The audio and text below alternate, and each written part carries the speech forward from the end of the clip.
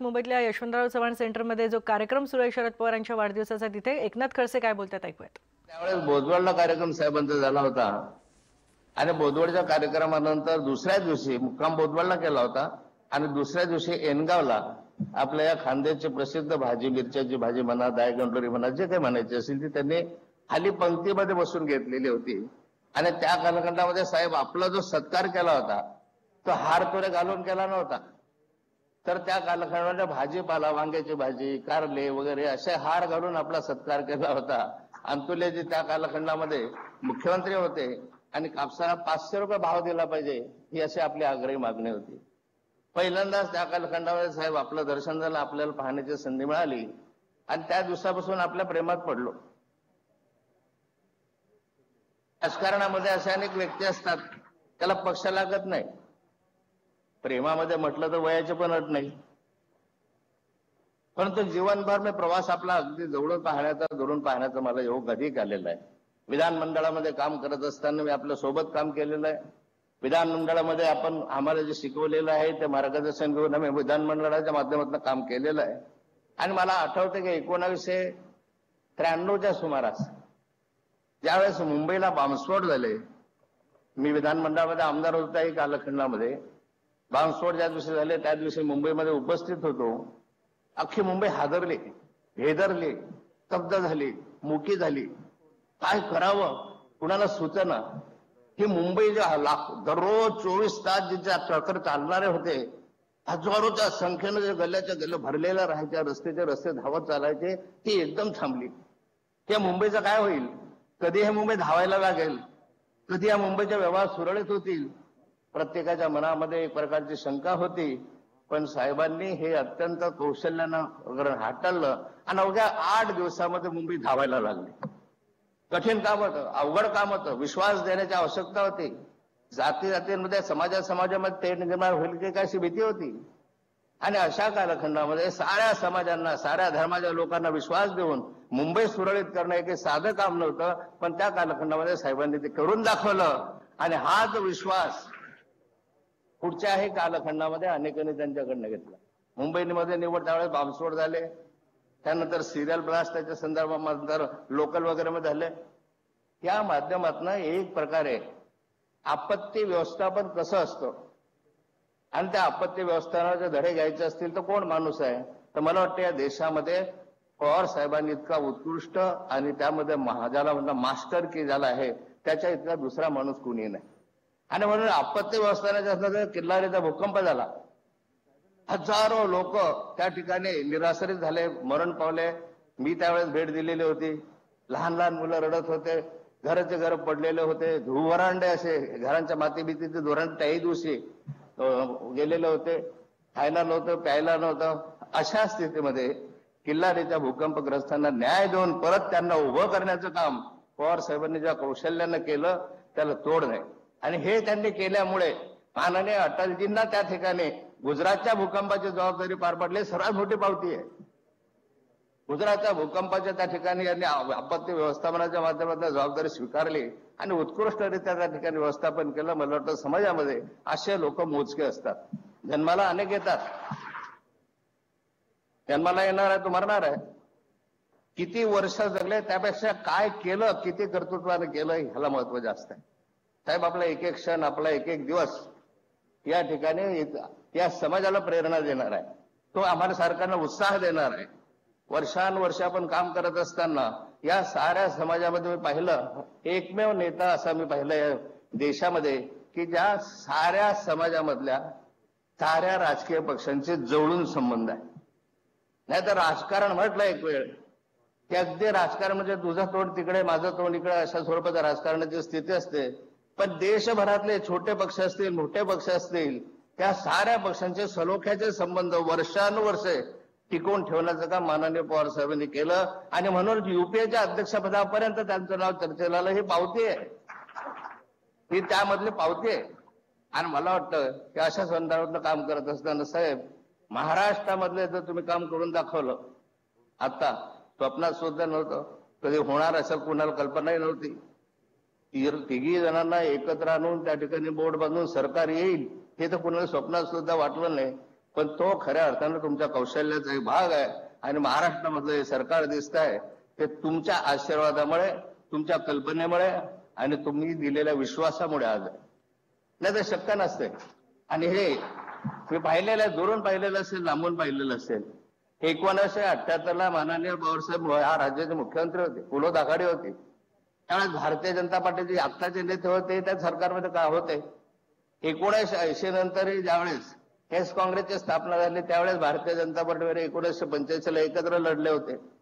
म्हणजे असा काही फार दुरावा होता अशातलं नाही. नाथाभाई इकडे आला म्हणजे फार दुरून आला अशातलं नाही, कुठेतरी ओलावा होता.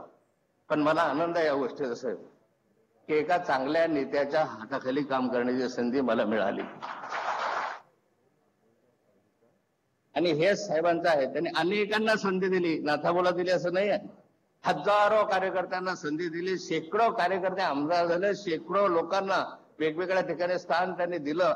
आपल्या आयुष्यामध्ये काय कमवलं तर समाजामध्ये हा एवढा मोठा घटक आहे की ज्यांना राजकारणामधलं प्रशिक्षण देऊन राजकारणामधले सन्माननीय स्थान दिलेच. परंतु समाजामध्ये जर तुम्ही पाहिलं असेल इतर नेत्यांकडे पहा, तुम्ही नेत्यांचं आकलन करा. नेते असतील काही विशिष्ट गुणांमध्ये मोठे असतील पण सर्व गुण संपन्न अशा स्वरूपाचा नेता जर असेल तर माननीय पवार साहेब आहे. हे मी दाव्यानं यासाठी सांगू शकतो की या ठिकाणी राजकारणाचा भाग सोडा, परंतु समाजकारणाच्या माध्यमातून साहित्य, कला, क्रीडा या क्षेत्रामध्ये प्रत्येक क्षेत्रामध्ये कसं कौशल्य यांनी संपादन केलं आणि कशा रीतीनं क्रीडा क्षेत्रात एक वेगळं नाव, कला क्षेत्रामध्ये एक वेगळं, सिनेमा क्षेत्रामध्ये एक वेगळं नाव आणि साऱ्या कलाकारांना एक विश्वास देऊन त्यांना या क्षेत्रामध्ये पुढच्या कालखंडामध्ये दिशा जी आहे ती नीटपणे चालण्यासाठीचं मार्गदर्शन ते कौशल्य साहेबांमध्ये, ते दुसऱ्यामध्ये नसतं. अनेक नेते पाहिले राजकारणामध्ये फार मोठे प्रगल्भ आहेत, राजकारणामध्ये संभाषण करतील, भाषण करतील, विधानमंडळामध्ये चांगलं बोलतील, पण साऱ्या क्षेत्राशी कला असेल, साहित्य असेल, क्रीडा असेल, कृषी असेल, संरक्षण असेल या क्षेत्राशी इतका जवळून त्यांनी अभ्यास केला. आणि त्या माध्यमातून पहिला संरक्षण मंत्री या देशाने पाहिला की ज्या वेळेस संरक्षण मंत्री होते सियाचीनला जाणारा या देशाचा पहिला मुख्यमंत्री म्हणून माननीय शरद पवार साहेब आहे. मला 7च मिनिटं दिले आणि ते मिनिटं संपत आलेले आहे. परंतु मला एक आनंद आहे या गोष्टीचा की साहेब आपण 80 वर्षाचे झालात. उभा महाराष्ट्राने अख्खा हिंदुस्थान आज आपल्याला शुभेच्छा देतोय. साऱ्या महाराष्ट्रात नाही सगळ्या देशामध्ये सर्व पक्षीय लोकांची भावना आहे.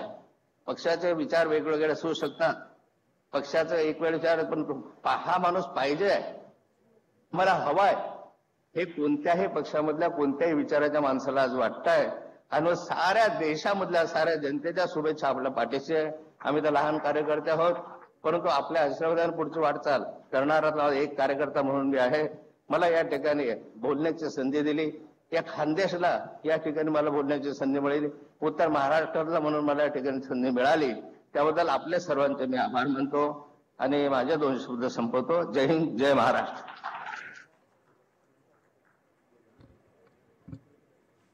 नमस्कार. आदरणीय साहेबांचे 80व्या वाढदिवसानिमित्त अभिष्ट चिंतन.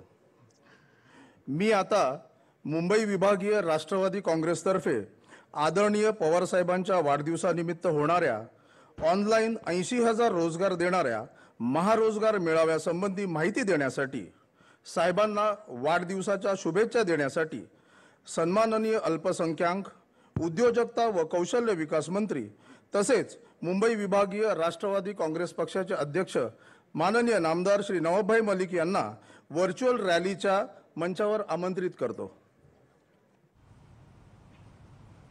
महाराष्ट्राच्या सरकारचा बालही बाका होणार नाही अशा प्रकारची हत्यारं वापरून जर तुम्ही महाराष्ट्रात सरकार स्थापन करू या भ्रमात असाल तर त्या भ्रमाचा भोपळा फुटला असं समजा.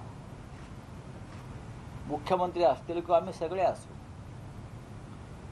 अशा पेचात आम्ही अडकणार नाही आणि तुम्हाला शरण जाणार नाही. आम्ही लढणार आहोत.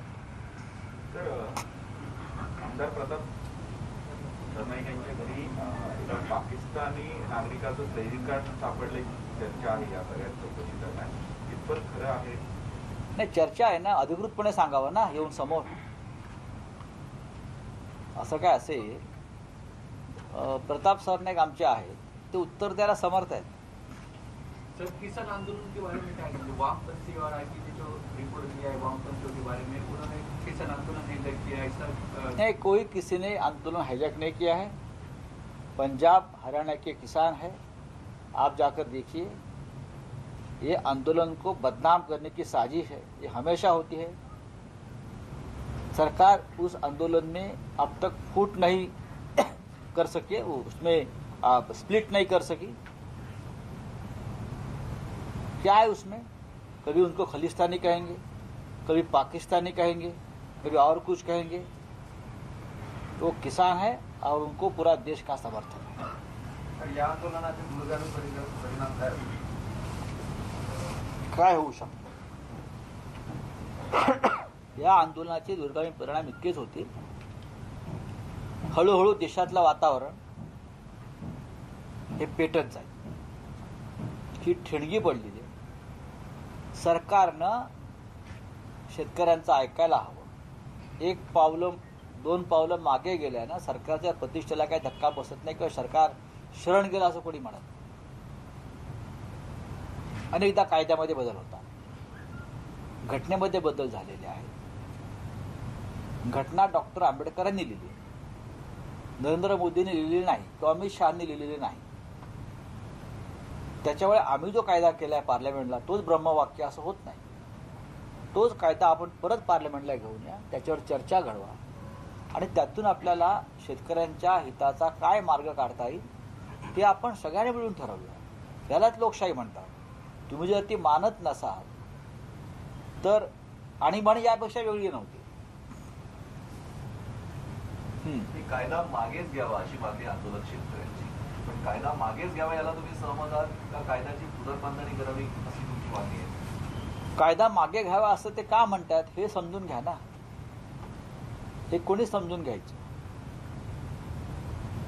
जेव्हा इतक्या मोठ्या संख्येनं शेतकरी रस्त्यावरती उतरून थांबलाय थंडी पावसामध्ये, त्याच्यावर तुम्ही अश्रुधुराचा मारा करताय, पाण्याचे फवारे सोडताय, तरी ते 1 इंचही मागे हटायला तयार नाही। अशा वेळेला तुम्ही शेतकऱ्यांचं म्हणणं ऐकत नसाल तर तुम्ही कसले लोकनेते? तर आता आपण म्हणतात की शरद पवार यांना पंतप्रधान होऊ दिलं नाही, नेमकं कोण आडवं येतो? हे सगळ्यांना माहिती आहे। हे आजचं नाही आहे ना प्रकरण, हे नरसिंहरावांपासूनचं प्रकरण आहे। नरसिंहराव जेव्हा प्रधानमंत्री झाले तेव्हा त्यांची इच्छा नव्हती होण्याची, ते निवृत्त होऊनच चालले होते। आम्ही सामनात लिहिलंय, ते गावालाच चालले होते ना, रामटेकला निवडणूक लढवायची। त्यावेळेला शरद पवार हे महाराष्ट्रातून दिल्लीत गेले, ते फक्त प्रधानमंत्री होण्यासाठी। आणि तेव्हा जर काँग्रेस संसदीय दलामध्ये जर निवडणूक घेतली असती, मतदान घेतलं असतं खासदारांची, तर 80% खासदारांनी शरद पवार यांच्या बाजूनं मतदान केलं असतं। अशा प्रकारचं वातावरण तेव्हा दिल्लीमध्ये होतं। शिर्डीमध्ये जी वस्त्र संहिता आता जी लादली गेलेली आहे, तुम्हीच एका लेखात मागे म्हटलं होतं की बाबा शिर्डीतनं निघून गेले, तर या वस्त्र संहितेविषयी तुम्हाला काय?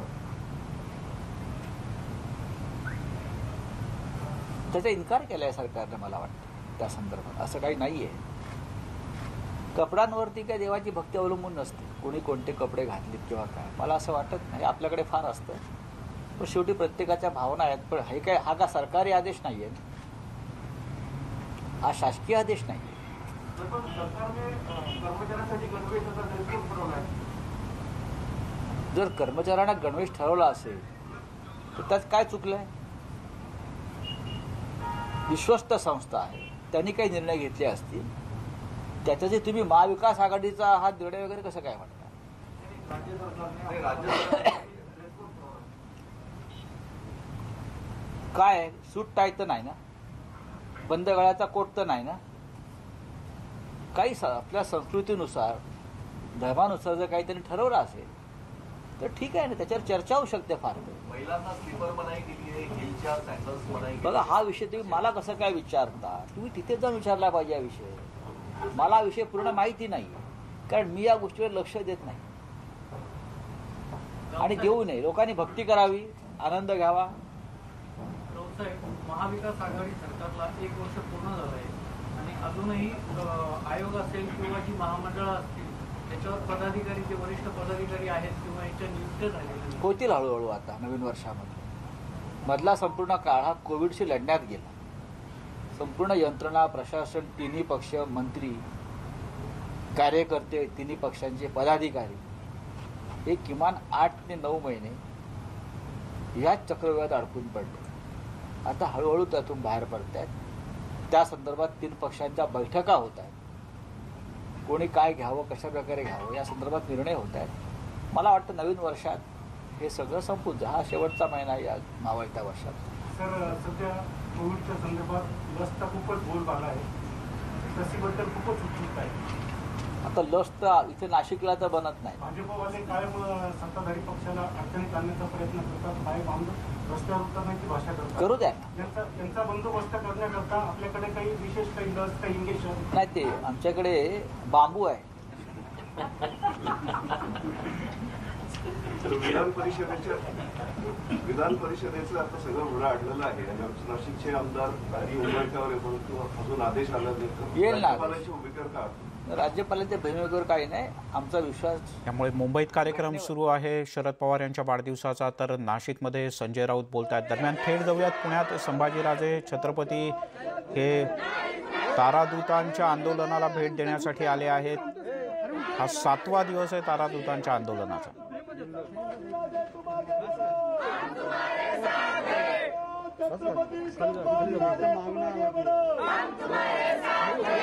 मोबाईल जरा थोडासा मोबाईल थोडा मागे घ्या. त्याप्रमाणे तुमची मुलं मुली असे बसतील, बाकीचे मला क्रांती मोर्चाच्या इकडे थांबतील. मीडियावाले पुढे तुमचे काय प्रश्न असेल ते सांगा. फक्त मीडियाला थोडी विनंती होती, तुम्ही पाठीमागे थांबला. ऐका ना, बोर्डच्या इथे घ्या ना मार्ग.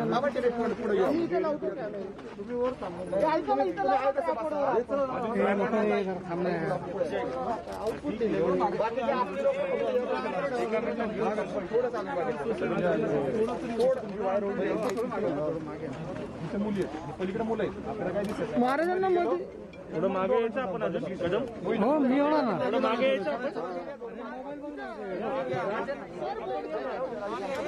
खासदार संभाजीराजे छत्रपती यांनी सांगितलं होतं की मी या तारादूतांची भेट घेणार आणि आज या तारादूतांना भेटण्यासाठी पुण्यातल्या सारथी संस्थेच्या इथे संभाजीराजे छत्रपती आलेले आहेत आणि त्यांच्यासमोर या सगळ्यांचं आता निवेदन होणार आहे. राजे, गेल्या 7 तारखेपासून आम्ही सारथी कार्यालयाच्या समोर आंदोलनाला बसलेलो आहे. आम्ही लोकशाहीच्या मार्गाने आंदोलनाला बसलेलो आहे. आम्ही कुठलाही कायदा हातात घेणारे नाही. वेल एज्युकेटेड लोक आहे आणि खऱ्या अर्थानं मराठा समाजाचा विकास व्हावा या दृष्टिकोनातून राजे, आमचा प्रश्न असा आहे, तुम्ही वेळोवेळी आमच्या समस्या मांडल्या, परंतु राजे आज मला एक म्हणायचं की मराठा समाजाच्या ग्रामीण भागातल्या युवकांसाठी, विद्यार्थ्यांसाठी महाराष्ट्र शासनाच्या असं सारथीच्या योजना पोहोचायच्या नाहीत का? किंवा मराठा समाजासाठी असलेले विविध कृषी विभागाच्या योजना असतील.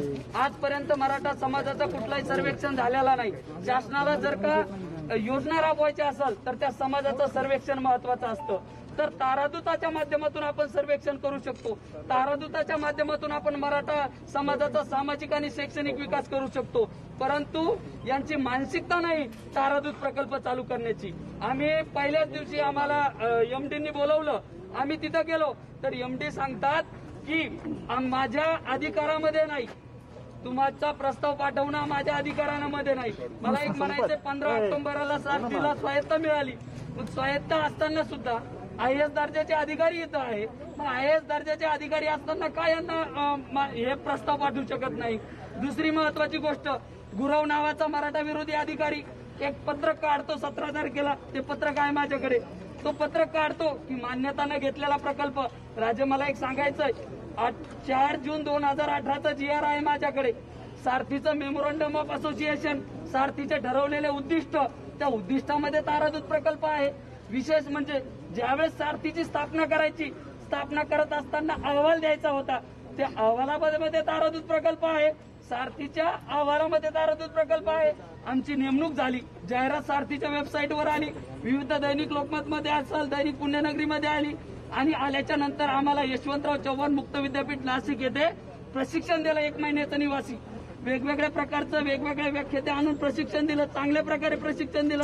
त्या प्रशिक्षणावर 1 कोटी रुपये शासनाचा खर्च झाला. एवढं असताना यांना कसं कळालं नाही की या प्रकल्पाला मान्यता नाही, आणि आज कसं म्हणतात या प्रकल्पाला मान्यता नाही. आणि संचालक मंडळामध्ये राजे सारथीच्या संचालक बॉडीवर 11 IAS अधिकारी आहे. या IAS अधिकारी 11 IAS अधिकारी आहे, हे का निर्णय घेऊ शकत नाही? हा सुद्धा माझा महत्वाचा प्रश्न आहे. आज सारथीमध्ये सर राजे केवळ तीनच कर्मचारी राहिलेले आहे.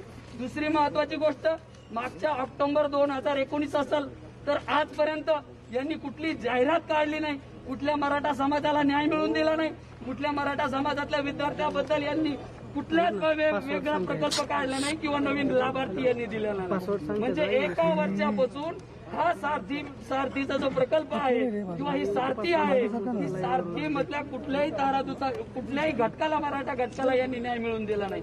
जर का हे न्यायच मिळवून देत नसतील तर सारथी असून काय फायदा आहे राजे? आज 130 कोटी रुपये आले, 130 कोटी रुपये मंजूर केले, 130 कोटी रुपये आले, पण 3 कर्मचाऱ्यावर कसं काय होणार? आणि आज आम्ही म्हणलो तर हे म्हणतात की आस्थापनेसाठी पाठवावं लागतात. राजे हा प्रकल्प आहे, हा प्रकल्प काही दिवसासाठी राहतो आणि या प्रकल्पाच्या माध्यमातून समाजाचा विकास केला जातो. प्रकल्प हा पारिश्रमिक तत्वावर लोक घेतले जातात, याला आस्थापनेची गरज नसती. आणि हे सांगतात की आम्ही पहिलेच 44 लोक आस्थापनेसाठी पाठवले, एवढे लोक कसे काय घ्यायचे? राजे, मराठा समाजाचा विकास करायचा असेल, ग्रामीण भागामध्ये सारथी पोहोचायची असेल, सारथी म्हणजे छत्रपती राजर्षी शाहू महाराजांचं जिवंत स्मारक आहे. छत्रपती शाहू महाराजांचे विचार आज आम्ही गाव खेड्यापाड्यामध्ये पोहोचवतो. डॉक्टर बाबासाहेब आंबेडकरांचे विचार पोहोचतो, छत्रपती शिवाजी महाराजांचे विचार पोहोचतो, महापुरुषांचे विचार पोहोचतो. राज्य मागासवर्ग आयोगाने सांगितलं होतं की मराठा समाज हा मागासलं पण आहे, ते मागासले पण कसं दूर करायचंय, तर या प्रबोधनाच्या माध्यमातून आम्ही दूर करतो. आणि केवळ प्रबोधनच करत नाही तर राजे, आम्ही खऱ्या अर्थानं मराठा समाजाचा विकास करतो, त्यांच्यापर्यंत योजना पोहोचतो. यांनी सांगावं का योजना यांना पोहोचायच्या नाही, का योजनेची मराठा समाजाला गरज नाही. कुठलाच डाटा शासनाकडे असेल किंवा सारथीकडे मराठा समाजाचा नाही, तो डाटा हे तारादूत उपलब्ध करून देणार आहे, एवढीच माझी मागणी आहे. कंटिन्यू करतो राजे. मी सुरुवातला राजे 11 जानेवारीला आपल्या नेतृत्वामध्ये आंदोलन केलं, आम्ही सगळी होतो आणि आपल्या नेतृत्वामध्ये उपोषणही केलं होतं. त्यांनी पत्र दिलेलं आहे 28/2/2020 उपोषण माने घेण्याबाबत. छत्रपती संभाजीराजे भोसले खात्यांचे मंत्री विजय वडेट्टीवार यांच्या अध्यक्षतेखाली बैठक झाली. राजे, मी त्या बैठकीला होतो आपल्या उपस्थित. त्यांनी सांगितलं, सरकार मीडिया समोर येऊन सांगितलं, आम्ही सारथीचा कुठलाही प्रकल्प बंद करणार नाही, सारथीला भरघोस निधी देणार आहोत, तुम्ही त्याची काळजी करू नका. राजे, तुम्ही सांगितल्याबद्दल बरोबर आम्ही आंदोलन मागे घेतलं, उपोषण थांबवलं. राजे, 4 आंदोलन या सारथीच्या संदर्भामध्ये झालेले आहेत. इकडे वडेट्टीवार साहेबांना राजीनाम्याची मागणी आम्ही केली, सरकारने आमच्यावर आरोप केले, परंतु त्यांनी काम करतच नसले ते ठेवायचे कशाला? आज 1 वर्ष झालं त्यांनी सांगितल्याप्रमाणे. राजे, एकही सहीचं कुठलाच प्रपोजल यांनी 1 वर्षात आणलेलं नाही. एकीकडे महाविकास आघाडी सांगता आरक्षण हे भाजप सरकारने तिकडे अडवलं, सरकारने तिकडे मदत करत नाहीये. इकडे सारथी महाविकास आघाडी सरकारने अडवली, मग तिकडे आरक्षणातून मराठा समाज अस्वस्थ आहे, सारथीच्या माध्यमातून 1 वर्ष झालं समाज अस्वस्थ आहे. आमच्या समाजाचे जर दरवर्षी 1000 मुलाला द्या ना, 3,92,00,000 मराठा समाज या राज्यात आहे, त्या समाजातले 500 मुलांना आयएसचं ट्रेनिंग द्या ना, 1000 IMPCचे द्या. यांना माहिती आहे ही जर मुलं शिकली तर ही राज्यात पानिपतपर्यंत आम्ही लढाई करत गेलोय. या देशावर ज्या ज्या वेळेस संकट येईल, आमच्या रक्तात शाहू महाराजांचं, शिवाजी महाराजांचं वंशज आहे, राष्ट्रावर संकट आल्यापर्यंत आम्ही लढत गेलो तिथपर्यंत. त्यांना माहिती आहे इथं जर IAS झाले, IPS झाले, ते देशावर राज्य करतील. म्हणून मराठा दोषी जाणूनपूर्वक अधिकारी गुरु नावाचा म्हणून पत्र काढतो आणि प्रकल्प सगळं बंद करतो. आणि दादांशी काल परवा दिवशी मराठा क्रांती मोर्चांचे काहीतरी समन्वय भेटले, त्यांना दादांनी सांगितलं सारथीचे अधिकार सगळे अधिकार अध्यक्ष आणि MD यांना दिलेले आहे, ते योग्य निर्णय घेऊन तुम्हाला न्याय देतील. यांच्याकडे आलं हे म्हणजे सगळे अधिकार सरकारकडे. एकत्रित समन्वयाच्या अभावापोटी मराठा समाजाचं खूप मोठं नुकसान होत आहे. राजे, जालन्यामध्ये तुम्ही राज्यस्तरीय मेळाव्यात आल्यावर आम्ही सगळी टीम होतो. माझा आपल्याला हात जोडून विनंती आहे, सारथी जर मराठा समाजाचं मागासवर्ग आयोग कॉन्स्टिट्यूशनली या ठिकाणी राज्यात निर्माण झाला, सामाजिक शैक्षणिक मागास पण सिद्ध झाल्याच्या नंतर तत्कालीन सरकारने मराठा समाजाचे नुसतं आरक्षणाने प्रश्न संपणार नाही, म्हणून जर मुख्य प्रवाहात मराठा समाजाला आणायचं असेल तर सारथीची निर्मिती त्यांनी केली. जिवंत स्मारक राजश्री शाहू महाराजांचं, शाहू फुले आंबेडकरांचं नाव घेऊन सरकार स्थापन करायचे आणि त्यांच्या विचाराला सर्रास छेद द्यायचा हा माझा आरोप आहे. त्यांच्या विचाराला सर्रास छेद द्यायचा आणि कुठलाही कामकाज सारथीच्या बाबतीत 1 वर्ष त्यांनी केलं नाही. राजे, आमची हात जोडून विनंती आहे यांना, तुम्ही तुमच्या याच्यात सांगा. आता 4 आंदोलन करून या ठिकाणी आपल्या नेतृत्वात करून प्रत्येक वेळेस वारंवार मिटिंग घेतल्या जातात. हे शुद्ध फसवणूक आपले करत आहात. आमचं खरं दुखणं आहे. 32,000 तोळ्याच्या सिंहासनावर बसणारे राजाचे वारसदार आपण आहात. आपली सुद्धा फसवणूक यांनी केली आहे. आमचा आक्रोश आम्ही आपला अतिशय आमच्यासाठी शिरसावद्य. नेहमी तुम्ही म्हणता आपण शांततेच्या मार्गाने घ्यायचं, म्हणून आम्ही सातत्याने आपल्यावर शाहूच्या, शिवाजी महाराजांच्या वारसदार, जिजाऊचे संस्कार आहे. किती दिवस आमचा हे अंत बघणार आहे? तुम्ही आम्हाला वाटेल तो आदेश द्या. तुमच्या आदेशाने आम्ही आतापर्यंत फॉलो करत. तेव्हा पुण्यामध्ये हे साकडं घातलं जात आहे खासदार संभाजीराजे छत्रपतींना, तर तिकडे मुंबईमध्ये शरद पवार यांच्या वाढदिवसाच्या निमित्तानं व्हर्च्युअल रॅलीचं आयोजन करण्यात आलं आहे. नाशिकमधून नाशिक जिल्ह्याचे पालकमंत्री आणि राष्ट्रवादीचे ज्येष्ठ नेते छगन भुजबळ बोलतात. आपण पाहूया. आपण दिलं, सरकार केलं तरी बेहतर, पण हे काम आपणच करायला पाहिजे. हे सगळं तुम्ही सांगत होता. पवार साहेब आलं को याचा शोध ज्या वेळेला लोक घेतात त्यावेळेला तो आपल्या माता पित्यांपाशी जाऊन थांबतो. त्या सगळ्यांना कल्पना, साहेबांचे आई वडील महात्मा ज्योतिराव फुल्यांच्या सत्यशोधक समाजाच्या कार्यकर्त्यांबरोबर काम करणारे होते.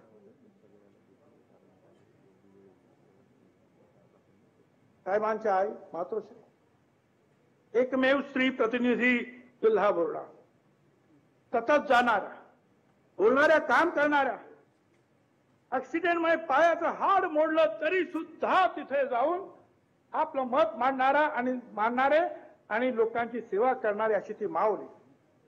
हे सगळं तिथून आलंय. त्यावेळेला आम्ही पाहतो, पवार साहेब तुम्ही हा सर्व समावेशक विचार करता आहात.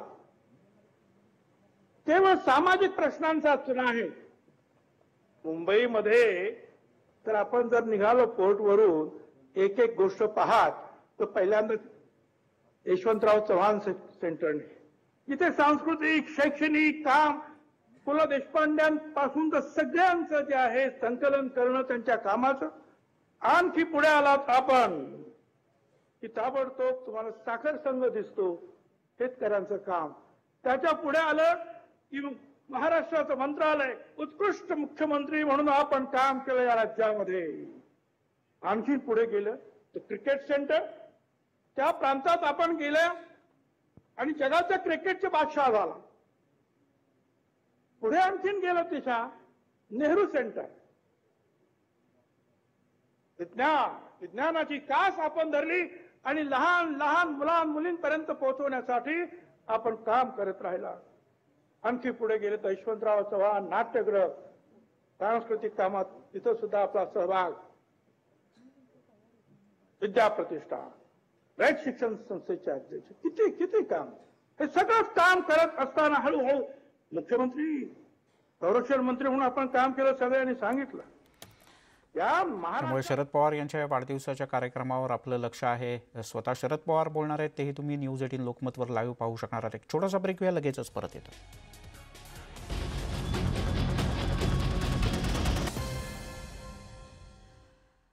ब्रेकनंतर आपल्या सगळ्यांचं पुन्हा एकदा स्वागत. थेट जाऊयात पुण्याला. तारादूतांच्या भेटीसाठी आलेले खासदार संभाजीराजे छत्रपती बोलतात.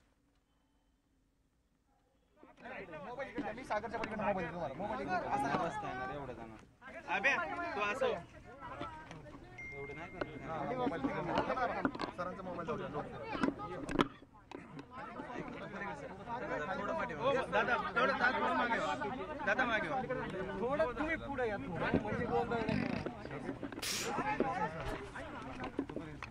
म्हणजे ओके धनु ओके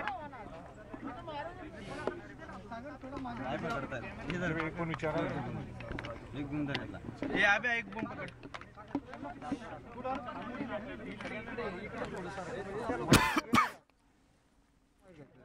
अडचण नको आहे.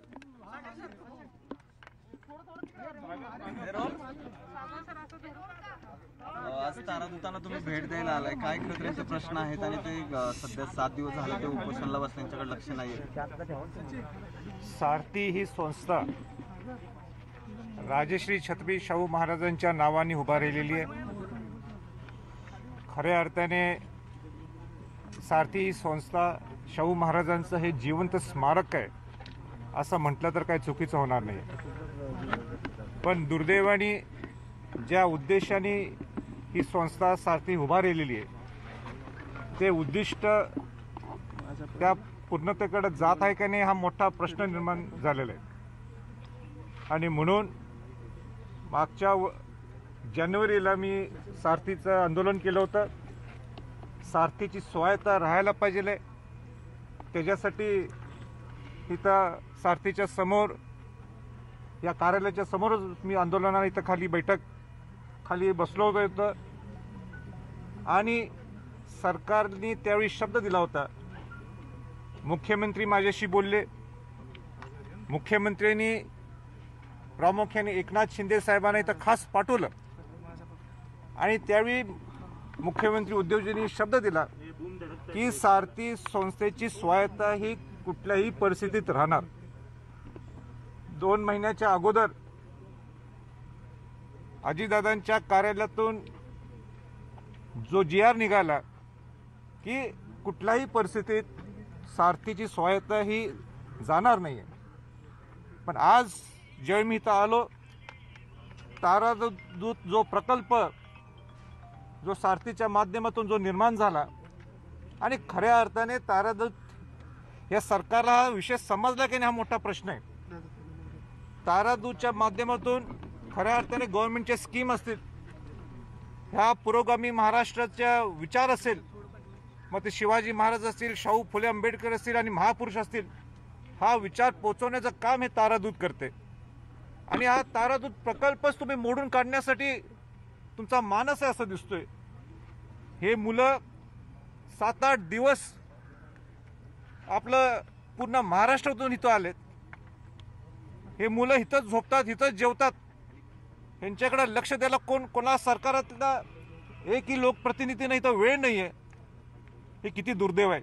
हे खऱ्या अर्थाने शाहू महाराजांचा विचाराचा अपमान केलाय असं म्हटलं तर काही चुकीचं होणार नाही. मी शिवाजी महाराजांचा, शाहू महाराजांचा विचारचा वारस म्हणून मी इथे येणार, मी त्यांच्यासाठी लढा देणार, ती माझी जबाबदारी, ते माझं कर्तव्य आहे. पण ह्या मुलांच्या अन्यायासाठी सरकार ह्याचं उत्तर देणार आहे का नाही. स्वायत्ता तुम्ही म्हणताय दिली, मग या तारादूत प्रकल्प का चालू होत नाही. इथले अधिकारी म्हणतात कलम 25 काहीतरी, त्या कलम 25च्या माध्यमातून आम्हाला अधिकारच नाही. तो अधिकार आहे तिकडं सरकारच्याकडे. मग कसली स्वायत्ता ही. ह्या मुलांच्याकडे लक्ष नाही दिलं तर मला परत रस्त्यावर उभारावं लागल. ही परिस्थिती आणू नये अशी माझी मुख्यमंत्र्यांना प्रामाणिक विनंती आहे. आणि एक महत्वाचा मुद्दा मला सांगायचा आहे.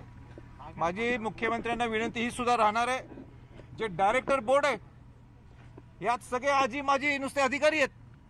यात जो मराठा समाजासाठी, जो बहुजन समाजासाठी जो काम करतो त्यातनं तर एक माणूस घ्या ज्याला खऱ्या अर्थाने समाजाचं दुखणं समजेल, ज्याला खऱ्या अर्थाने शिवाजी महाराज, शाहू फुले आंबेडकरांचा पुरोगामी विचार समजेल, अशा लोकांना तर आत घ्या.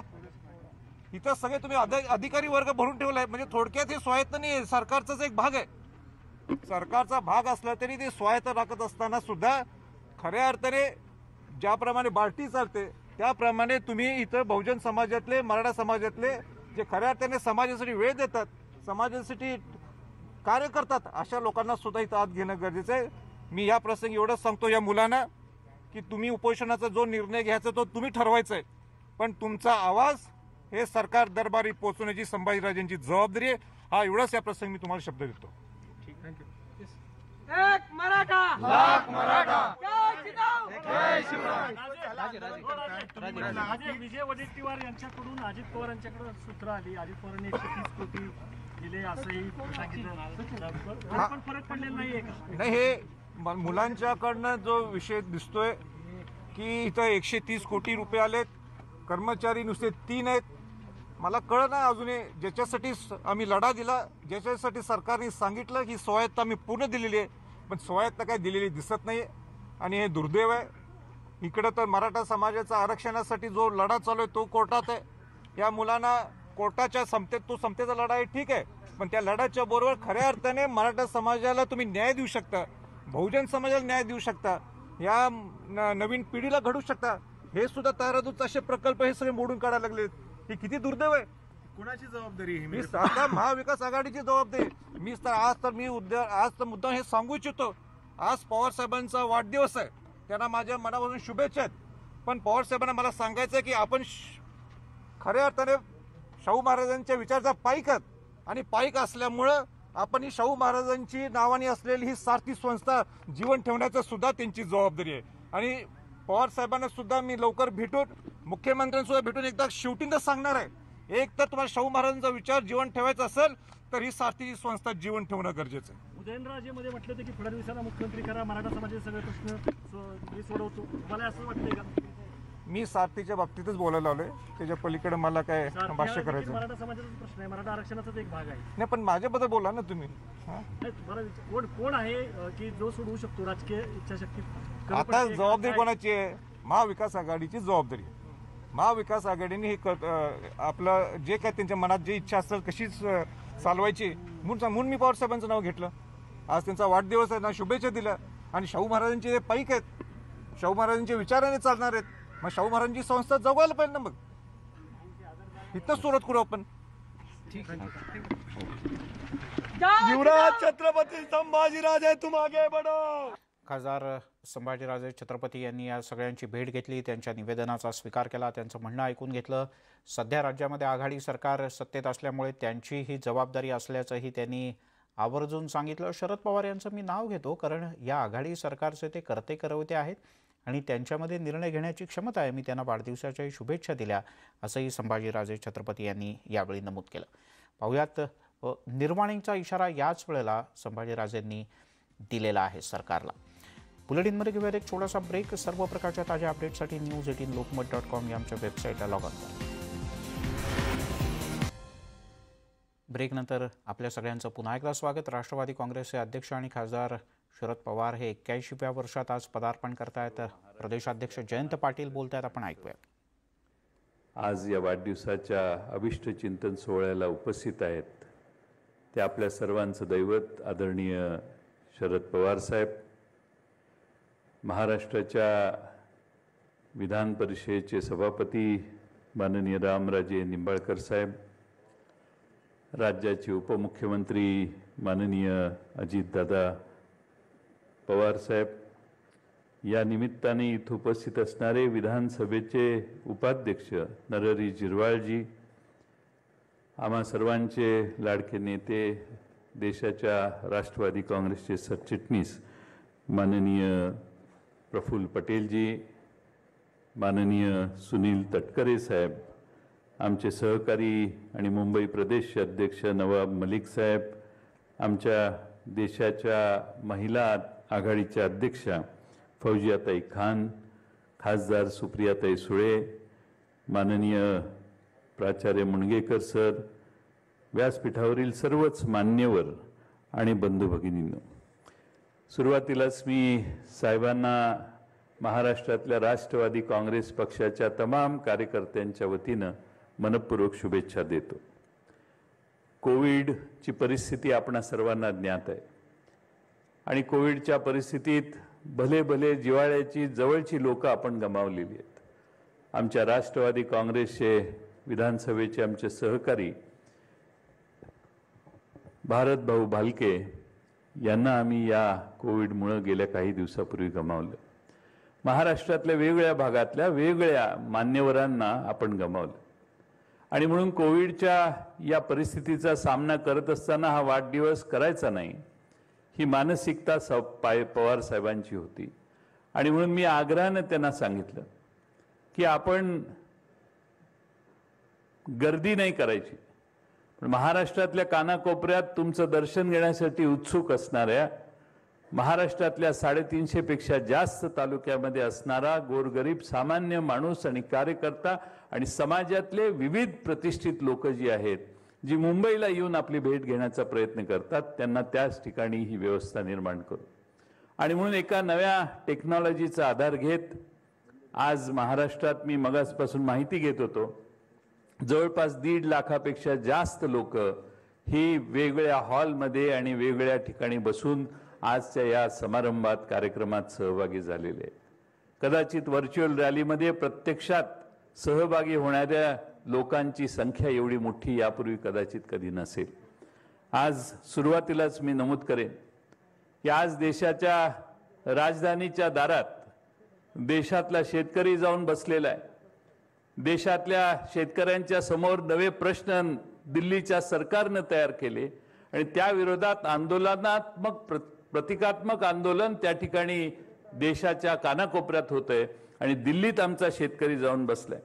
राष्ट्रवादी काँग्रेस पक्ष हा कालही शेतकऱ्यांच्या बरोबर होता, आजही शेतकऱ्यांच्या बरोबर तो उभा राहणार आहे आणि भविष्य काळात देखील शेतकऱ्यांच्या प्रश्नावर तो शेतकऱ्यांच्याच बरोबर राहणार आहे.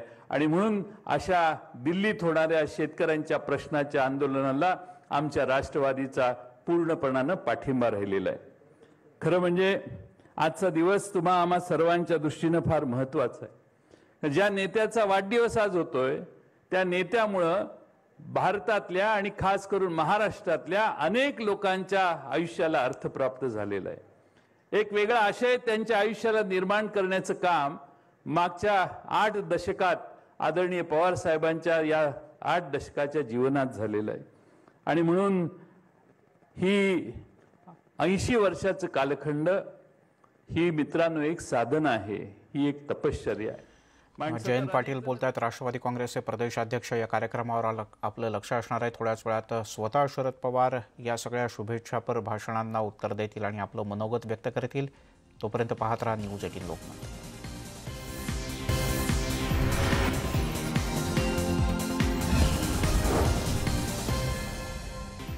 राष्ट्रवादी काँग्रेसचे अध्यक्ष आणि खासदार शरद पवार यांच्या वाढदिवसाचा कार्यक्रम यशवंतराव चव्हाण सेंटरमध्ये सुरू आहे. पक्षाचे प्रदेशाध्यक्ष जयंत पाटील बोलतात. आपण जाऊयात या व्हर्च्युअल रॅलीत. तापीच्या खोऱ्यात अधिक पाण्याची गरज आहे. आमच्या मराठवाड्यातल्या प्रत्येक जिल्ह्यात पाणी म्हणजे फार महत्व आहे. हे सगळं समुद्राकडे वळणारं पाणी पश्चिमेकडचं पूर्वेकडे कसं वळवायचं आणि हे वळवत असताना मग वैतरणीचं पाणी असेल, सगळेच पाणी हे आमच्या मराठवाड्याकडे कसं वळवायचं.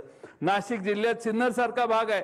नाशिक जिल्ह्यातले आमचे नरहरी जिरवाळ साहेब आहेत, त्यांच्या भागातलं पाणी वळवताना तिथल्या आदिवासींचे काही प्रश्न आहेत. ह्या सगळ्या प्रश्नांची सोडवणूक करून पवार साहेबांनी मला सांगितले की लवकर मराठवाड्यातल्या गोदावरी खोऱ्यात पाणी नेण्याचं, नाशिक जिल्ह्यातल्या तुटीच्या भागातल्या सगळ्या मागांना पाणी देण्याचं काम करायला सुरुवात केली पाहिजे. मी याचा उल्लेख यासाठी करतोय की आदरणीय पवार साहेबांना मला सांगायला आनंद होतोय की आता पवार साहेब खास चीफ इंजिनियर आणि बाकीची सुप्रिटेंडेंट इंजिनियर आणि सगळी टीम आता आम्ही तयार केलेली आहे. विशेष कक्ष तयार केलेला आहे आणि मी आज या ठिकाणी विश्वासानं सांगू शकतो की पुढच्या 3.5-4 वर्षामध्ये महाराष्ट्रातल्या या पश्चिमेकडे जाणारं, वाहून वाया जाणारं समुद्राकडे जे पाणी आहे ते पाणी वळवण्यामध्ये आम्ही यशस्वी होऊ आणि फार मोठ्या प्रमाणात मराठवाड्याकडे पाणी वळलेलं दिसेल. 2024च्या आत दिसेल. हा पण आम्ही आज केलेला आहे आणि तोही आदरणीय पवार साहेबांच्या सूचनेनं केलेला आहे. आणखीन एक काम पवार साहेबांनी मला सांगितलेलं. जयंत म्हटले विदर्भात पाऊस पडतो, पण विदर्भातले असे अनेक तालुके आहेत की जिथं पाणी कमी आहे, त्याच्यासाठी काही व्यवस्था केली पाहिजे. आणि म्हणून आता आम्ही एक नवा आराखडा तयार केलाय. अर्थमंत्री माननीय अजितदादांच्या समोर आम्ही मांडणार आहे आणि वैनगंगेच्या खोऱ्यातनं पाणी उचलायचं आणि नळगंगेपर्यंत ते पाणी आणायचं. मोठा प्रकल्प आहे, फार मोठ्या महत्वाकांक्षी प्रकल्प आहे.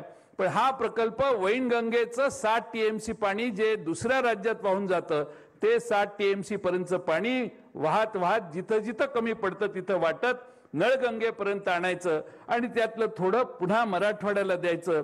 कृष्णा खोऱ्यातलं आमचं आणखीन काही जे पाणी आहे ते पाणी देखील आमच्या उस्मानाबाद जिल्ह्यात आणि पलीकडच्या काही भागात द्यायचं. हा सगळा प्रयत्न आदरणीय पवार साहेबांनी अनेक तास बसून माझ्या समोर सांगून ह्या गोष्टी केल्या पाहिजेत. महाराष्ट्रातले कृष्णा खोऱ्याच्या पलीकडं असणारं गोदावरीचं खोरं देखील तृप्त झालं पाहिजे. आमच्या गिरणेचं खोरं असेल, मराठवाड्यातले सगळे भाग असतील आणि आमच्या विदर्भातले सगळे जिल्ह्यातले वेगवेगळे तालुके जे कमी पाण्याचे आहेत त्या ठिकाणी पाणी पोचलं पाहिजे. यासाठी आदरणीय पवार साहेबांनी माझ्यासारख्या कार्यकर्त्याला आग्रहानं आदेश दिलाय आणि मी वाढदिवसाच्या निमित्तानं कार्यकर्ता आपल्या नेत्याला काय देऊ शकतो? 80 वाढदिवसाच्या निमित्ताने मी त्यांना अतिशय मनपूर्वक शुभेच्छा देतो. आणि एक अजून ते नाशिकमध्ये आज असं म्हणाले की पंतप्रधान होण्याची सगळे गट शरद पवारांकडे. महाविकास आघाडीचे सगळे नेते म्हणतात की आगामी स्थानिक स्वराज्य संस्थांच्या सगळ्या निवडणुका आम्ही तिन्ही पक्ष एकत्र लढू. काय वाटतं तुम्हाला? भाजप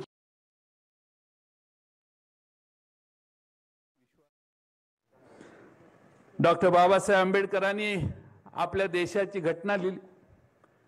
देशातल्या सगळ्यांना वाटतं की घटनेत काही बदल होतोय. मध्ये तर आमच्या फौजियाताई खान सगळ्या राज्यभर फिरले आणि घटनेच्या संदर्भातली काही विशेष आंदोलनं केली. पण या ठिकाणी लोकशाही टिकावी अशी घटना डॉक्टर बाबासाहेब आंबेडकरांनी दिली. सत्तेच्या सर्वोच्च शिखरावर जाऊन सामान्य घरातली लोक बसावी, एकत्रित लढाव्या. मी आधीही सांगितलं होतं की त्यांना तात्कालिक लाभ होतील, पण त्यांना नंतर लाभ आम्हालाच होईल, कारण एक मोठी स्पेस आम्हाला मिळते. या 3 पक्षांकरता एकत्रितपणे एवढी जागाच नाही आहे. त्यामुळे हे ज्यावेळेस एकत्रित येतील त्यावेळेस कमी जागेत त्या 3 पक्षांना बसावं लागेल आणि आमच्याकरता मोठी जागा असेल. आम्हाला याकरता तयारी निश्चित करावी लागेल. आणि मला तर कधी कधी आश्चर्य वाटतं की शिवसेनेची तर स्थिती अशी आहे की दुसऱ्याच्या घरी पोरगा झाला आणि ते मिठाई वाटून राहिले आहेत. कारण या निवडणुकीमध्ये त्यांना काहीच मिळालं नाही आहे, पण ते मिठाई वाटत फिरत आहेत किंवा आपले राऊत साहेब त्याच्यावर बोलत फिरत आहेत. पण आमची काहीच हरकत नाही आहे. भारतीय जनता पक्षाच्या विरुद्ध हे प्रयोग देशात झाले. हे सगळ्या राज्यांमध्ये झाले. उत्तर प्रदेशातही महागठबंधन केलं होतं, बिहारमध्ये महागठबंधन केलं होतं. एखाद्या निवडणुकीत मागे पुढे होतं, पण त्याच्यानंतर लोक भारतीय जनता पक्षाच्या मागेच येतात. त्यामुळे मला तर असं वाटतं की भारतीय जनता पक्षाला आपला पक्ष वाढवायची सगळ्यात मोठी संधी आता या 3 पक्षांनी एकत्रित येऊन दिली आहे. थँक्यू भाऊ. घरातला माणूस बोलत होते आणि भाजपला स्पेस आहे असा दावा त्यांनी केला. पुन्हा एकदा जाऊयात मुंबईतल्या शरद पवार यांच्या वाढदिवसाच्या कार्यक्रमात. असं म्हटलं तर काही वावगं ठरणार नाही. सामान्य घरातनं पुढे आलेला नेता हा आज देशाचं आणि राज्याचं नेतृत्व करू शकतोय. छत्रपती शिवाजी महाराजांचे वडील हे सरदार होते, शहाजीराजे भोसले. खरं म्हणजे महाराजी दोन्ही ठिकाणची दृश्य पाहतोय. शरद पवार यांच्या वाढदिवसात जयंत पाटील बोलतात, तर उजवीकडे मुख्यमंत्र्यांच्या उपस्थितीत औरंगाबादमध्ये पाणी योजनेच्या भूमिपूजनाचा कार्यक्रम सुरू आहे. पण आपलं स्वतंत्र राज्य असलं पाहिजे. आपण कुणाचं मांडलिकत्व स्वीकारायचं नाही आणि आपल्या सर्वांना आपल्या मनाप्रमाणे आपलं राज्य चालवता आलं पाहिजे. हे छत्रपती शिवाजी महाराजांनी घालून दिलं. तो महाराष्ट्राचा वैचारिक वारसा आहे. आज मला असं वाटतंय की छत्रपती शिवाजी महाराजांचा तोच वैचारिक वारसा आदरणीय पवार साहेबांनी आयुष्यभर बाळगला आणि त्याच विचारानं चालण्याचं काम त्यांनी केलं. आपलं स्वतःचं राज्य असलावं किंवा कुणाचं मांडलिकत्व स्वीकारायचं नाही. कोणीतरी काहीतरी सांगतंय म्हणून त्याच्या समोर झुकायचं नाही. दिल्लीश्वरांच्या समोर छत्रपती शिवाजीराजेही कधी झुकले नाहीत. आणि मला वाटतं की पवार साहेबांनी स्वाभिमानी बाणा कधी सोडला नाही. कायम सतत जे योग्य आहे त्याच्याच बाजूने उभा राहण्याचं काम हे आदरणीय पवार साहेबांनी केलं. आणि म्हणून त्यांना अनेक जण जाणता राजा म्हणून म्हणतात. या सर्व गुणसंपन्न आधुनिक जाणत्या राजाला पवार साहेबांना उदंड आयुष्य परमेश्वरानं द्यावं एवढीच प्रार्थना मी परमेश्वराकडे करतो. 13 ते 20 आमचे राजेश टोपे साहेबांनी मला सांगितलं की संपूर्ण महाराष्ट्रामध्ये आज रक्ताचा तुटवडा आहे आणि म्हणून पवार साहेबांच्या वाढदिवसाच्या निमित्तानं काही ठिकाणी आजच सुरू केले. पण 13 ते 20 उद्यापासून 20 तारखेपर्यंत पुढची 7 दिवस महाराष्ट्रातला राष्ट्रवादी काँग्रेस पक्षाचा कार्यकर्ता आणि राष्ट्रवादी काँग्रेसवर विश्वास असणारे माझे सगळे सहकारी हे रक्तदान करून आदरणीय पवार साहेबांचा वाढदिवस महाराष्ट्राला रक्त कमी पडतंय म्हणून महाराष्ट्राला रक्त उपलब्ध करून देण्याचं काम महाराष्ट्रातला तमाम माझा राष्ट्रवादीचा कार्यकर्ता करेल आणि त्यासाठी पुढचे 7 दिवस सर्व कार्यकर्ते काम करणार आहेत. हा आमचा राष्ट्रवादीचा पवार साहेबांच्या वाढदिवसाच्या निमित्तानं कार्यक्रम आहे. आज या ठिकाणी आदरणीय सर्व मान्यवर उपस्थित आहेत. पक्षाचा अध्यक्ष म्हणून आमचा हट्ट साहेबांनी पुरवला. साहेब आधीपासून नाहीच म्हणत होते आणि घड्याळाकडे बघून सतत इतका वेळ कार्यक्रम कसा करताय तुम्ही म्हणून मला कालपासून साहेबांनी सांगितलं. पण शेवटी आमचा हट्ट पक्षाचा त्यांनी पुरवला. महाराष्ट्रातल्या माझ्या सर्व कार्यकर्त्यांच्याकडून पवार साहेबांना मी एवढाच विश्वास देतो की महाराष्ट्रात राष्ट्रवादी काँग्रेस पक्ष अधिक ताकदीने उभा करण्याचं काम महाराष्ट्रात पवार साहेबांच्यावर विचारावर श्रद्धा असणारे कार्यकर्ते समर्थपणाने करतील.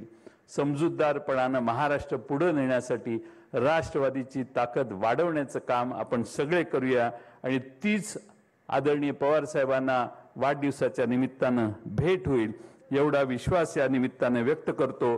आणि आदरणीय महाराष्ट्राचे उपमुख्यमंत्री माननीय अजितदादा पवार हे आपल्याला मार्गदर्शन करतील अशी मी त्यांना विनंती करतो.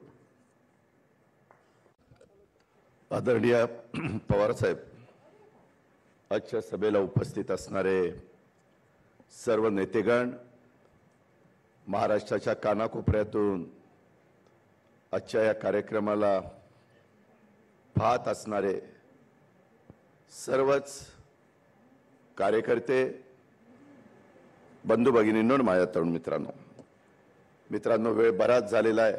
आपण सगळेजण पवार साहेबांचे विचार ऐकण्याच्या करता इच्छुक आहात. पण मी पण सगळ्यांची भाषणं ऐकत होतो. साधारण वयाच्या 10व्या वर्षी पासून जे काही चित्र आहे ते माझ्या डोळ्यासमोरनं चाललेलं होतं. 50 वर्ष पवार साहेबांचा कार्यकाळ तो डोळ्यासमोरनं गेला. पण ही सगळ्या नेत्यांची भाषणं ऐकत असताना मी माझ्या आजी आजोबांच्या जवळ लहानाचा मोठा झालो. पण काही गोष्टी बंधू भगिनींनो इतकी ज्ञानामध्ये भर पडली की कधी आजी आजोबांच्याकडनं ऐकलेलं नव्हतं ते देखील वेगवेगळ्या नेत्यांच्याकडनं ऐकायला मिळालं. मी सुप्रियाला पण म्हणलं, सुप्रिया, हे असं कधी घडलेलं बाई पण म्हणलं नाही, आबा पण म्हणलं नाही, कसं ग? ते म्हणले, आता गप्पा बस, ऐकून घे. आता काय, माझं शेवटी बहिणीने सांगितल्यानंतर ऐकणं भाग आहे. परंतु खरोखरीच आम्ही समाजामध्ये वावरत असताना वेगवेगळ्या पद्धतीनं बोलत असतो. परंतु पवार साहेबांच्या देखत देखील इतकं रेटून बोलण्याचं नेते मंडळींचं काम मी आज पहिल्यांदाच ऐकलं. म्हणजे याच्यातला गमतीचा भाग सोडून द्या, परंतु खरोखरीच ही वस्तुस्थिती आहे. पण एक गोष्ट खरी आहे, अतिशय उत्तम कार्यक्रम राष्ट्रवादीच्या सगळ्या कार्यकर्त्यांनी, प्रांताध्यक्ष, सगळी त्यांची टीम, सगळे आमचे सहकारी, ह्या सगळ्यांनी मिळून त्या ठिकाणी घेतलेला आहे. मी खरोखरीच राज्याच्या कानाकोपऱ्यातनं हा सगळा कार्यक्रम आयोजित केलेल्या सर्व नेत्यांना, सर्व जिल्हाध्यक्षांना, सर्व तालुकाध्यक्षांना, सर्व सेलच्या प्रमुखांना, राज्याच्या सर्व मान्यवरांना मनापासून धन्यवाद देतो, मनापासून आभार मानतो. कोरोनाचं सावट असताना देखील हा 12 डिसेंबर आपल्या दृष्टीने सगळ्यांचा आनंदाचा क्षण, तो आनंदाचा क्षण आपण एकत्रपणे त्या ठिकाणी घालवला. तसंच आपल्या प्रांताध्यक्षांनी सांगितलेली वस्तुस्थिती खरी आहे. आपल्या राज्यामध्ये मोठ्या प्रमाणावर रक्ताचा तुटवडा आहे. खरं तर 2-3 दिवसापासूनच काही ठिकाणी राष्ट्रवादी काँग्रेस पक्षाच्या कार्यकर्त्यांनी मोठ्या प्रमाणावर रक्तदान शिबिराचा कार्यक्रम आयोजित केलेला आहे. राहिलेल्याही काळामध्ये आपल्याला ते काम करायचंय. आपल्या नेत्याची शिकवण आहे, कसल्याही प्रकारची संकट आल्यानंतर त्या संकटावर मात करण्याच्या करता खचून न जाता किंवा यश मिळालं म्हणून हुरळून न जाता जनतेच्या करता आपण राबलं पाहिजे. हेच गेले 50 वर्ष पवार साहेबांच्या जवळ काम करत असताना आपण सगळेजण बघतोय. या वयामध्ये देखील पवार साहेब तशाच पद्धतीचं काम करतात. माझ्यासारख्या कार्यकर्त्याला तर कधी कधी वाटतं की अशा पद्धतीनं काम करणारा पुन्हा ह्या शतकामध्ये देखील कुणी होईल असं अजिबात मला त्या ठिकाणी वाटत नाही. एवढं मोठं काम सकाळपासून संध्याकाळपर्यंत समाजकारण, राजकारण, आपल्या सगळ्या जाती धर्माच्या लोकांच्या करता, महाराष्ट्राच्या करता, भारत देशाच्या करता, माझ्या शेतकरी समाजाच्या करता, सर्व घटकाच्या करता करणारं एक नेतृत्व आपल्या राष्ट्रवादीकडे आहे आणि तोच आपल्याला सगळ्यांना अभिमान आहे, तो आपला स्वाभिमान आहे. मी जास्त न बोलता मी माझ्या तमाम राज्यातल्या 13 कोटी जनतेच्या वतीनं राज्याचा उपमुख्यमंत्री म्हणून त्या ठिकाणी हिमालयाच्या उंचीचा महाराष्ट्राच्या ह्या सह्याद्रीला वाढदिवसाच्या मनापासून शुभेच्छा देतो, अभिष्टचिंतन करतो. धन्यवाद. यानंतर ज्यांची आपण मार्गदर्शनाच्या आतुरतेने वाट पाहतो ते पद्मविभूषण आदरणीय साहेब. प्रांताध्यक्ष जयंत पाटील, सन्माननीय व्यासपीठ, महाराष्ट्रातल्या जवळपास सगळ्या जिल्ह्यामध्ये आज या वर्कशॉपच्या माध्यमातून एकत्रित झालेले आणि सहभागी झालेले आपले सगळे सहकारी आणि उपस्थित बंधू भगिनींनो,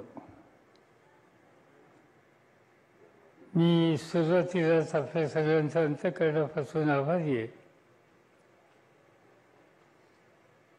की महाराष्ट्रामध्ये आपण सगळेजण काम करत असताना ठिकाणी काम करतात, त्याच्यामध्ये साऱ्या अर्थानं त्या शेवटच्या माणसाच्या हिताच्या जपणुकीच्यासाठी जिथं तुम्ही लक्ष देता त्यामधून तुम्हाला काहीतरी शिकायला मिळत असतं, काहीतरी समजत असतं, पुढचा रस्ता कोणता असला पाहिजे याबद्दलची स्पष्टता आपल्या सगळ्यांना येत असते. आणि मग जागृत राहून समाजकारण करण्याच्या बद्दलची कल्पना पण मनापासून राबवली पाहिजे. मी गेले 50-50 वर्ष राज्यामध्ये तुम्हा सगळ्यांच्या समवेत काम करतोय. खरं म्हटलं तर ही संधी महाराष्ट्राच्या जनतेने दिली, महाराष्ट्रातल्या कार्यकर्त्यांनी साथ दिली आणि त्यामुळेच इथपर्यंत आम्हाला येता आलं.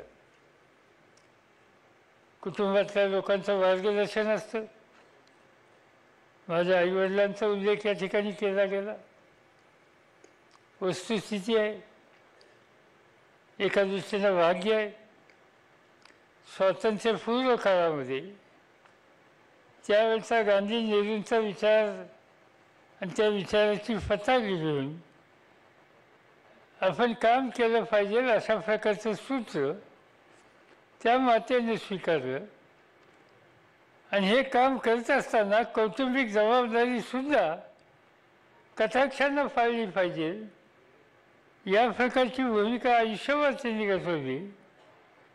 त्याचा लाभ आम्हा सगळ्यांना सुद्धा जीवनाकडे बघण्याच्या दृष्टिकोनामध्ये आम्हाला उपयुक्त ठरला.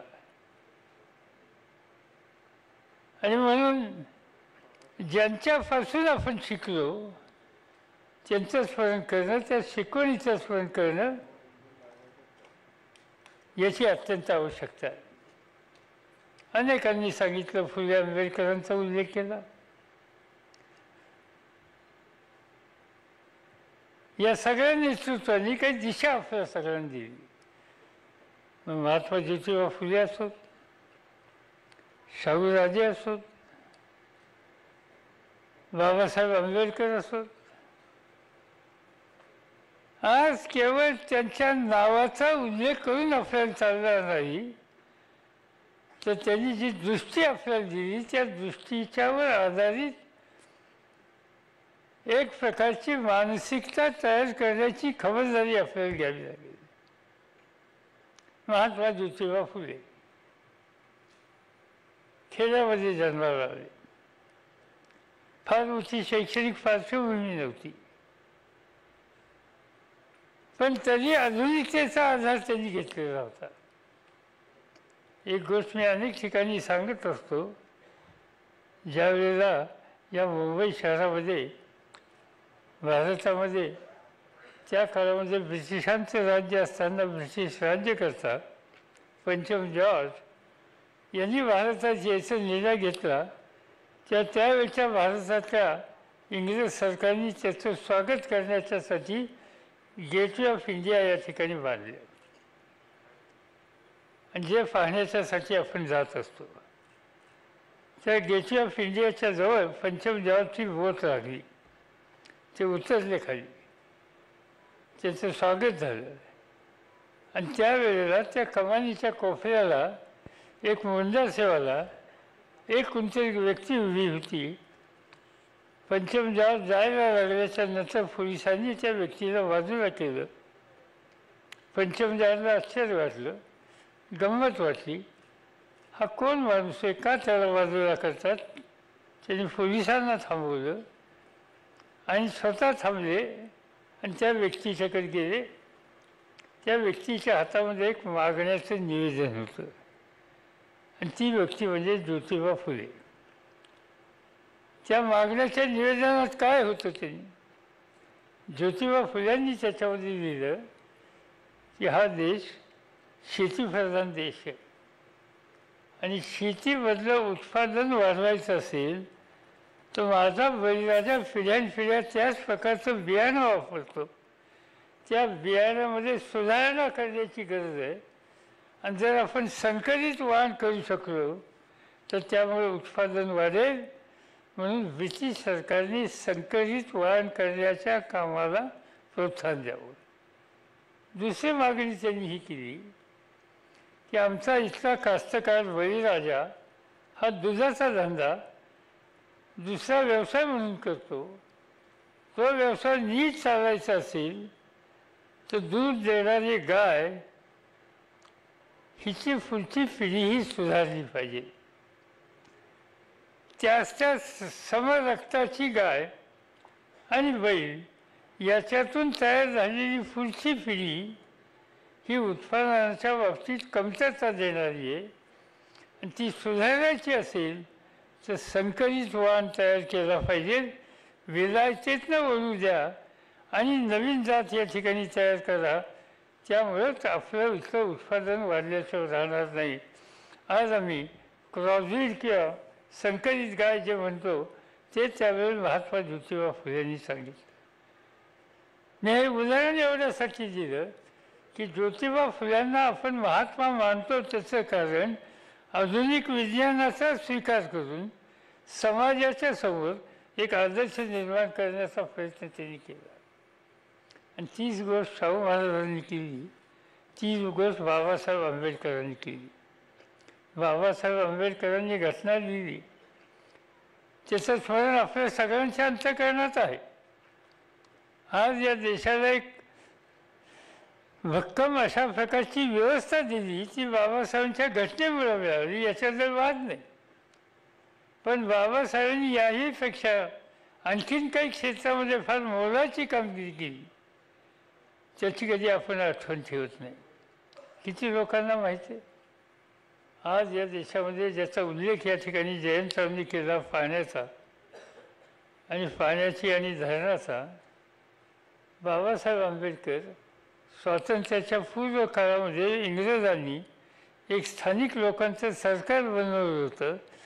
त्या सरकारच्या मंत्रिमंडळामध्ये वॉटर रिसोर्सेस पाण्याच्या संबंधीचं जे खातं होतं आणि विद्युत खातं होतं ते आंबेडकरांच्याकडे होतं.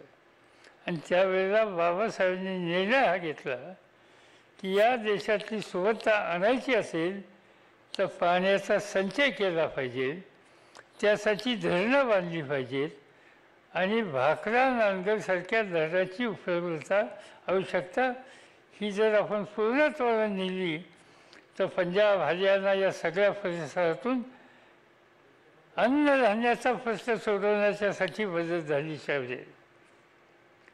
बाबासाहेबांनी आणखीन एक गोष्ट सांगितली की आपण धरणं बांधतो पण जेव्हा पाण्यासाठी नाही, त्याच्यातून विद्युत निर्मितीसुद्धा केली पाहिजे. आणि ती विद्युत निर्मिती करून ज्या ठिकाणी विद्युत नाही अशा ठिकाणी विद्युत देण्याच्यासाठी आंतरराज्याचं पॉवर ग्रीड केलं पाहिजे. हा विचार बाबासाहेबांनी मांडला आणि त्यांनी कृतीमध्ये आणला. आणि म्हणून विज्ञानाचा आधार जसा महात्मा ज्योतिबा फुल्यांनी केला तसा विज्ञानाचा आधार हा बाबासाहेब आंबेडकरांनी सुद्धा केला. आणि म्हणून त्या विचारानं पुढे नेणारी एक नवी पिढी मजबूतीनं तयार करणं हे आव्हान आपल्या सगळ्यांच्यावर आहे. राष्ट्रवादीच्या कार्यकर्त्यांनी त्या दिशेनं जायची गरज आहे. आणि म्हणून त्या पद्धतीने आपण सगळ्यांनी प्रयत्न करत होतो. राजकारणात संधी मिळते. मराठी जनतेने मला संधी दिली, तुम्ही लोकांनी साथ दिली. पण त्या संधीचं खऱ्या अर्थानं सोनं करायचं असेल तर तशा प्रकारची संधी मिळेल या दर्जाच्या कार्यकर्त्यांचा संच गावागावात तयार आपण केला पाहिजे. आणि या समृद्ध आणि विचारी कार्यकर्त्यांच्या माध्यमातून ज्या प्रकारच्या प्रगत समाजाची उभारणी करायची त्या कामाला आपल्याला प्रोत्साहित करायचं. आणि ते काम करत राहणं हेच खऱ्या अर्थानं समाजाचं योगदान आपण पूर्णत्वाला नेल्याचं एक आनंद हा आपल्या सगळ्यांना मिळाल्याशिवाय राहणार नाही.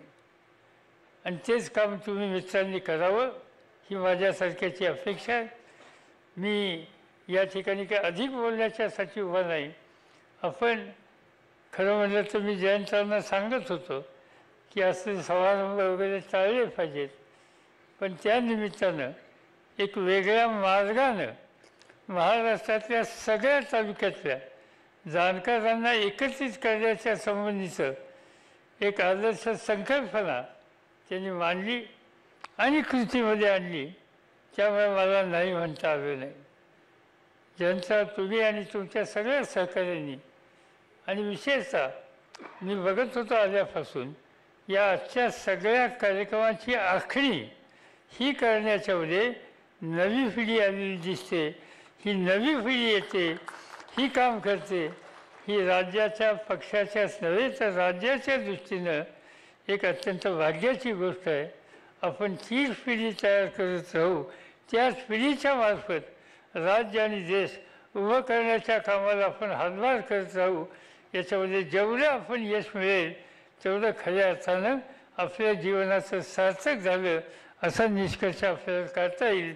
आणि ते करायला माझ्यासारख्याच्या अखंड सदिच्छा शुभेच्छा तुमच्याबरोबर आहेत एवढंच या ठिकाणी सांगतो आणि माझे 2 शब्द संपवतो.